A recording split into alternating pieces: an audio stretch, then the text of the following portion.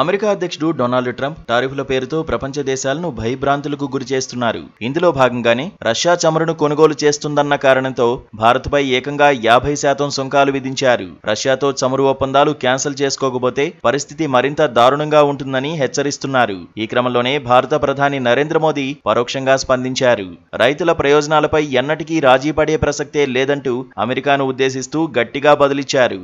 దివంగత వ్యవసాయ శాస్త్రవేత్త ఎంఎస్ స్వామినాథన్ జయంతి ఉత్సవాలను పురస్కరించుకుని ఢిల్లీలో నిర్వహించిన కార్యక్రమానికి ప్రధాని మోదీ ముఖ్య అతిథిగా హాజరయ్యారు. అమెరికాతో వాణిజ్యం, టారిఫ్ల అంశాన్ని పరోక్షంగా ప్రస్తావించారు. రైతుల సంక్షేమమే మాకు అత్యంత ప్రాధాన్యమని స్పష్టం చేశారు. రైతులు, మత్స్యకారులు, పాడి రైతుల ప్రయోజనాలకు సంబంధించిన విషయాల్లో ఎన్నటికీ రాజీ పడే ప్రసక్తే లేదని మోదీ తేల్చి చెప్పారు. అలా చేయడం వల్ల మేం భారీ మూల్యం చెల్లించుకోవాల్సి వస్తుందని మాకు తెలుసని అన్నారు.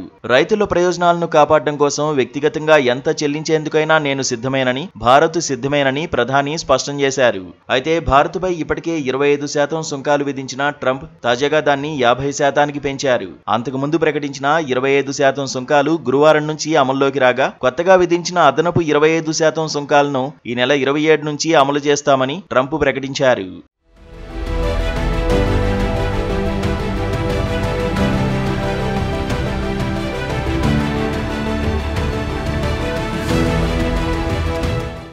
ఈ టారిఫ్లతో భారతీయ వస్త్ర పరిశ్రమ, ఆక్వా రంగం, తోలు ఉత్పత్తులపై వెంటనే ప్రభావం పడనుంది. ముఖ్యంగా రొయ్యలు, జంతు సంబంధ ఉత్పత్తులపై అదనపు భారం పడింది. అయితే భారత్ నుంచి ఎగుమతయ్యే వ్యవసాయ ఉత్పత్తులపై సుంకాలు తగ్గించాలని అమెరికా చాలా కాలంగా డిమాండ్ చేస్తోంది. అందుకు ఆమోదిస్తే దేశంలోని రైతుల ప్రయోజనాలు దెబ్బతింటాయనే ఆందోళన ఉంది. అందుకే వ్యవసాయ ఉత్పత్తులపై సుంకం మినహాయింపునకు భారత్ ససేమిరా అంది. గతంలోనూ ఈ విషయంపై భారత్, అమెరికాల మధ్య పలుమార్లు చర్చలు జరిగినా ఏకాభిప్రాయం కుదరలేదు.